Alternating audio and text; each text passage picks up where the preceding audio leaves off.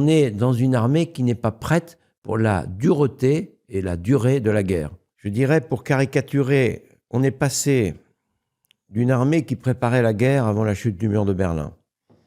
Et nous avions une armée de conscription. Et une guerre avec des stocks de munitions, donc il y avait des dépôts de munitions répartis sur l'ensemble de la France, avec des équipements multiples, avec un système de mobilisation, avec les réserves. Nous avons désarmé pendant des décennies, quand ces États-puissances ont réarmé de 5 à 10% par an depuis 20 ans au moins. On a 200 chars d'assaut.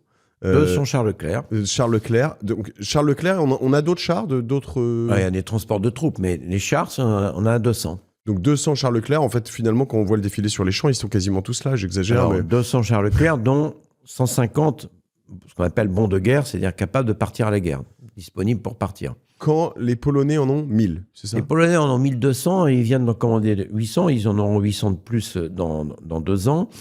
Les Chinois et les Russes en ont des milliers. Et nous sommes à 150 pour partir à la guerre. Et je pense qu'au bout d'une semaine, compte tenu de l'absence de pièces de rechange, il nous en resterait moins de 100, sans être attaqué par quiconque. 50 milliards aujourd'hui. Moi, je dis qu'on n'arrivera pas aux 64 milliards dans 2 ans. Le président a annoncé 64 milliards dans 2 ans. Donc, on a eu 18 milliards en 8 ans, on aurait 14 milliards en 2 ans. Je n'y crois pas. Dans le climat actuel, on n'a même pas de budget pour l'année prochaine. Donc, les 6,7 milliards de l'année prochaine, pour le moment, c'est hypothétique. Parce que s'il y a reconduction du budget, il n'y aura pas les 6,7 milliards. Et puis, il y a un phénomène dont on ne parle pas suffisamment, que j'esquisse un peu dans mon livre, c'est la démographie.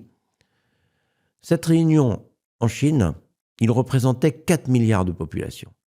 Nous sommes autour d'1 milliard de population. L'Occident, c'est-à-dire l'Europe, les États-Unis. L'Europe et les États-Unis, un peu plus, mais autour d'1 milliard. Avec une population décroissante.